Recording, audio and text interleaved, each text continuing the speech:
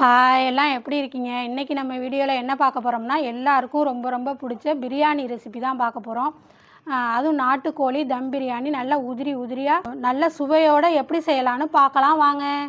முதல்ல கறியெல்லாம் அரிஞ்சு நல்லா உப்பு மஞ்சத்தூள்லாம் போட்டு கழுவி க்ளீன் பண்ணி எடுத்துகிட்டு வந்து வச்சுருக்கோம். இது வந்து முட்டை விட்ற பொட்டைக்கோழியாக அதான் முட்டையெல்லாம் இருக்குது பாருங்க, குட்டி குட்டியாக இருக்குது முட்டையெல்லாம், நிறைய முட்டை இருக்குது பாருங்க, இதெல்லாம் முட்டை தான். அது இது மாதிரி முட்டை விட்ற பொட்டைக்கோழி வந்து நான் குழம்பு வச்சாலுமே நல்லாயிருக்கும், பிரியாணியுமே ரொம்ப சூப்பராக இருக்கும். கொஞ்சம் கறியாக எடுத்து வச்சுருக்கேன் கிரேவி செய்கிறதுக்கு, நிறையாவே தான் இருக்குது. அதனால் 1 கிலோவுக்கு மேலே இருக்கும். அதனால் வந்து கொஞ்சம் கறி எடுத்து வச்சுட்டு கிரேவிக்கு கொஞ்சம் லெக் பீஸு எலும்பெல்லாம் பிரியாணி செஞ்சிடலாம் அப்படின்னு எடுத்து வச்சுருக்கேன். இப்போ இது க்ளீன் பண்ணியாச்சு. இப்போ வாங்க அடுத்த வேலையை பார்க்கலாம். பிரியாணி செய்கிறதுக்கு நைஸ் அரிசி பிரியாணி அரிசி தான் எடுத்திருக்கேன். இது வந்து நான் இந்த டம்ளரால் ஒரு 3 டம்ளர் ரைஸ் எடுத்திருக்கேன். ஒரு 5 பேர் சாப்பிட்ற அளவுக்கு நல்லா அலசிட்டு இது ஒரு 1/4 மணி நேரம் ஊற வச்சுருவோம். ஊற வச்சுட்டு நம்ம தாளித்தோம்னா அதுங்காட்டிலையும் கரெக்டாக ரெடி ஆகிடும். அப்படியே வாழ்த்து சொல்லிடலாமா? சொல்லிடுவோம்மா. மோகன்ராஜ் பிரியா சுப்பிரமணி சுமித்ரா அப்படிங்கிறவங்களுக்கு குழந்தை இல்லை அப்படின்னு சொல்லியிருக்காங்க. அவங்களுக்கு குழந்த பாக்கியம் சீக்கிரமாக கிடைக்கணும்னு நானும் கடவுளை வேண்டிக்கிறேன். அவங்களும் குலதெய்வத்தை நல்லா வேண்டிக்கட்டும், சீக்கிரம் குழந்த பிறக்கணும்னு இந்த பாட்டி மனமாற வாழ்த்துறேன். சரி வாங்க வீடியோக்குள்ளே போகலாம்.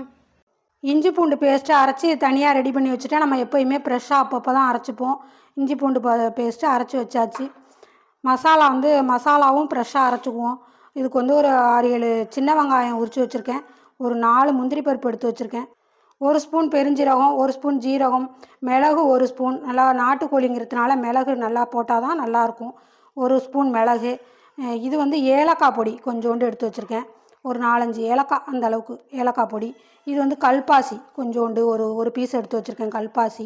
ஒரு பட்டை, கிராம்பு ஒரு 4-5 கிராம்பு, அன்னாசி பூ 2. இப்போ இது எல்லாத்தையுமே ஒன்றா மிக்சியில் அரைச்சிக்கலாம்.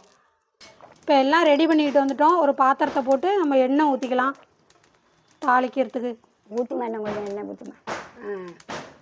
இவ்வளவு எண்ணெய் ஊற்றிருக்கேன். கொஞ்சோண்டு நெய்யும் ஊற்றிக்குவோம். ஒரு 2 ஸ்பூன் அளவுக்கு நெய் ஊற்றிக்கிறேன். ரொம்ப நெய் எங்களுக்கு திகட்டும், அதனால் கொஞ்சமாக தான் ஊற்றிக்கிறேன், போதும் அது. இப்போ தாளிச்சுக்குவோம். 3 பச்சை மிளகா கட் பண்ணி வச்சுருக்கேன், அதை போட்டுக்கலாம். அந்த போடுறேன் பாருங்கள் பச்சை மிளகா. வெங்காயம் இவ்வளவு அரிஞ்சு வச்சுருக்கேன், சிட்டுப்பல்லாரி நைஸாக தான் அரிஞ்சு வச்சுருக்கேன். நாங்கள் ஒரு 5 பேர் சாப்பிட்ற அளவுக்கு செய்கிறோம், அதுக்காக நிறையாவே தான் அரிஞ்சிருக்கேன். போட்டுருங்க. இந்த வெங்காயம் போடுறேன் பாருங்கள். வெங்காயம் நல்லா செவக்கிற அளவுக்கு வதக்கிக்கலாம். ஆமாம், வெங்காயம் நல்லா செவந்துருச்சு பாருங்கள், நல்லா ப்ரௌன் கலராக வந்துருச்சு. இந்த நேரத்தில் நம்ம தக்காளியை போட்டுக்கலாம். பாருங்கள் வெங்காயம் எப்படி இருக்குது பாருங்கள், இந்த மாதிரி இருக்கணும். இந்த மாதிரி ஷேப்பாக இருந்தால் நல்லாயிருக்கும். இப்போ தக்காளி போடுறேன். அரிஞ்சு வச்சா தக்காளி 3 தக்காளி பழம் அரிஞ்சு வச்சுருக்கேன், அதையும் நல்லா போட்டு வதக்கிக்கலாம். தக்காளி நல்லா குலைவாக வந்துட்டு இஞ்சி பூண்டு போட்டுக்கலாம். ஆமாம் ஆமாம், முண்டாமல் இஞ்சி பூண்டு இதாங்க. ஒரு 2 ஸ்பூன் இஞ்சி பூண்டு பேஸ்ட்டு போடுங்க. போடுங்க. ஒரு 2 போட்டிருக்கேன்னா பாருங்கள், 2 ஸ்பூன் போடுறேன். அந்த மசாலா அரைச்சதையும் எடுத்து போடுங்க. கொஞ்சோண்டு கறிக்கு பெரட்டுறதுக்கு வச்சுட்டு பாக்கிய போடுங்க. 2 ஸ்பூன் போட்டு இந்த அரைச்சோம்ல மசாலா, அதையும் போட்டாச்சு. போட்டாச்சு. போடுமா? இது போதும். இது வந்து நம்ம கறி கொஞ்சோண்டு வச்சுருக்கோம்ல கிரேவி செய்கிறதுக்காக, கொஞ்சோண்டு அந்த மசாலா, கொஞ்சம் இஞ்சி பூண்டு பேஸ்ட்டு வச்சுருக்கோம். நம்ம பச்சையாக தான் அரைச்சோம் மசாலாலாம், அதனால் அதுவும் நல்லா வாசம் வர்ற அளவுக்கு வதக்கிக்கலாம். நல்லா வாசம் வந்துருச்சு. இஞ்சி பூண்டு பேஸ்ட்டெல்லாம் போட்டோமா நல்லா வதங்கிட்டு மஞ்சத்தூள் ஒரு 1/2 ஸ்பூன் போட்டுக்கலாம். 1/2 ஸ்பூன் போடுறேன். மிளகாத்தூள் உங்கள் காரத்துக்கு தகுந்த மாதிரி போட்டுக்கோங்க. நாங்கள் ஒரு 1.5 ஸ்பூன் போடுறோம் தனி மிளகாத்தூள். போதும் போதும். நல்லா மசாலாலாம் நல்லா வதங்கிட்டு இப்போ கொஞ்சம் தயிர் போட்டுக்கலாம். போதும்.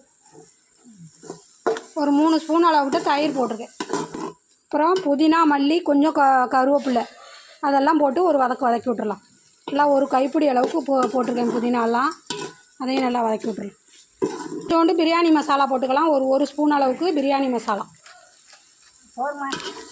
போதும். நம்ம தான் மசாலாலாம் அரைச்சிருக்கோம், அதனால் கொஞ்சோண்டு போட்டால் போதும். கிரேவியை பாருங்கள், பார்க்கவே சூப்பராக இருக்கும், அருமையாக இருக்குது. எல்லாம் அலசி வச்சுருக்கிறத அள்ளி போடுறேன் பாருங்கள். நாட்டுக்கோழி பிரியாணி நல்லா வதக்கி விட்டு இதை வந்து ஒரு டம்ளர் தண்ணி ஊற்றி ஒரு 1/4 மணி நேரம் வேகட்டும். அப்புறமா தான் நம்ம அரிசி போடணும். நாட்டுக்கோழி சீக்கிரம் வேகாதுல, அதுக்காக வேக வச்சதுக்கு அப்புறம் தான் நம்ம அரிசி போட்டுக்கணும். இது சட்னி வந்துடுமா, இளங்கோழி தானே. ஆமாம் ஆமாம், இது ஆனால் இது வந்து சின்ன கோழி தான், முட்டை விடுற கோழி, சீக்கிரமாகவே வெந்துடும். கறிக்கு தகுந்த மாதிரி வேக வச்சுக்கணும். உங்களுக்கு முத்தின கோழின்னா கொஞ்சம் அதிகமாகவே வேக வச்சுக்கணும். இப்போ நல்லா வதக்கியாச்சு, இப்போ தண்ணி போட்டுக்குவோம். ஆமாம், கொஞ்சமாக தண்ணி ஊற்றி வேக வச்சுக்கலாம். நான் தண்ணி எடுத்து அளந்து தான் வச்சுருக்கேன். கொஞ்சமாக ஊற்றுங்கம்மா. போதும். 3 டம்ளர் அரிசிக்கு நான் 8 டம்ளர் தண்ணி எடுத்திருக்கேன். 2 டம்ளர் தண்ணி கறி வேகிறதுக்கு, மீதி 6 டம்ளர் வந்து அரிசி வேகிறதுக்கு கரெக்டாகவே இருக்கும். நீங்கள் இந்த மெஷர்மெண்ட்டில் வச்சிங்கன்னா பாருங்கள், நல்லா கலர்ஃபுல்லாக இருக்குது. இது இப்போ ஒரு 1/4 மணி நேரம் மூடி வச்சு நம்ம வேக வச்சுருவோம். வெந்த பிறகு மீதி தண்ணியை ஊற்றி கொதிக்க வச்சு அதுக்கப்புறம் அரிசியை போட்டுக்கலாம். பிரியாணிக்கு தேவையான அளவு உப்பு போட்டு விட்டுறலாம். அந்த 3 டம்ளர் அரிசிக்கு இந்த உப்பு பாருங்கள், உப்பு பாருங்கள். தாளிச்சு விட்ட கறி நல்லா வெந்துச்சு. இப்போ தண்ணி ஊற்றுவோம்.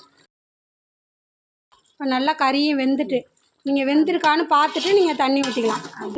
நம்மளுக்கு ஒரு 20 நிமிஷத்துலேயே நல்லா கறி வெந்திருக்கு. இப்போ நம்ம தண்ணி ஊற்றிக்கலாம். இப்போ தண்ணி ஊற்றிக்கோங்க, அளந்து வச்ச தண்ணியை ஊற்றிக்கலாம். ஆமாம், அளந்து மிச்சம் தண்ணி இருக்குல்ல, முன்னாடி ஊற்றுனது போக அந்த தண்ணியை ஊற்றி நல்லா கொதிக்கட்டும்.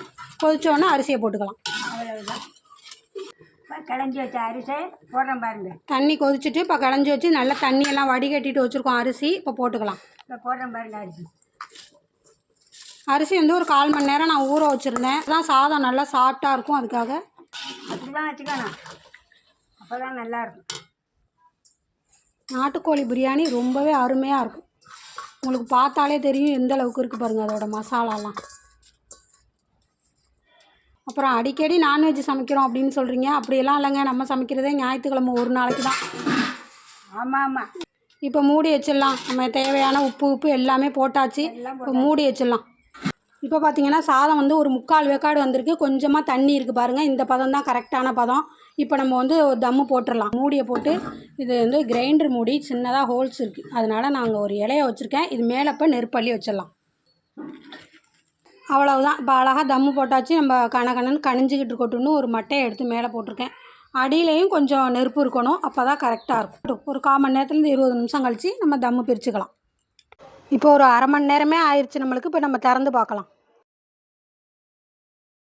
சூப்பராக இருக்குது. கமகமன்னு திறந்தோடனே நல்லா வாசமாக இருக்குது. இது மேலே கொஞ்சோண்டு புதினாவும் போட்டுக்கலாம். இப்போ உடச்சி விட்டு பார்த்துக்கலாம். ஆனால் அருமையான நாட்டுக்கோழி பிரியாணி அருமையாக ரெடி ஆகிட்டு சூப்பராக இருக்குது. பார்த்தாலே தெரியும் உங்களுக்கு, நல்லா பொல பொலன்னு நல்லா இருக்குது. இன்னும் ஆறுனுச்சுன்னா இன்னும் நல்லா பொல பொலன்னு இருக்கும். அவ்வளவுதான், நாட்டுக்கோழி பிரியாணி அருமையாக தயாராகிட்டு. வாங்க இப்போ சாப்பிட்டு பார்த்துடலாம். அதுக்கு சைடிஷ் வந்து நாட்டுக்கோழி கிரேவி கொஞ்சம் செஞ்சுருக்கேன், என் தயிர் பச்சடி கொஞ்சம், அப்புறம் முட்டை வச்சுருக்கேன். அதே மாதிரி பிரியாணி நீங்களும் செஞ்சு பார்த்துட்டு எப்படி இருந்துன்னு கமெண்டில் சொல்லுங்கள்.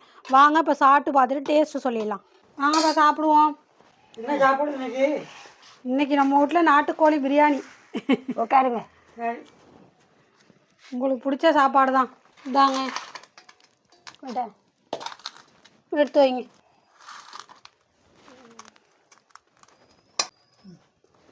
வெங்காயம் கொஞ்சோண்டு வைக்காப்பா. மெல்ல முடியாது, வேணாம்பா. கிரேவி கொஞ்சம் வைங்க. நாட்டுக்கோழி பிரியாணி அருமையாக இருக்குது, சூப்பராக இருக்குது, நல்லா சூடாக இருக்குது. இன்றைக்கி நல்லா ரெண்டு சாப்பிடுவேன். ஆமாம், நல்லா சாப்பிடுங்க. அருமையான சாப்பாடு. இந்த வீடியோ பிடிச்சா ஒரு லைக் போடுங்க, ஒரு சப்ஸ்கிரைப் பண்ணுங்கள். பாய் பாய். அடுத்த வீடியோவில் பார்க்கலாம்.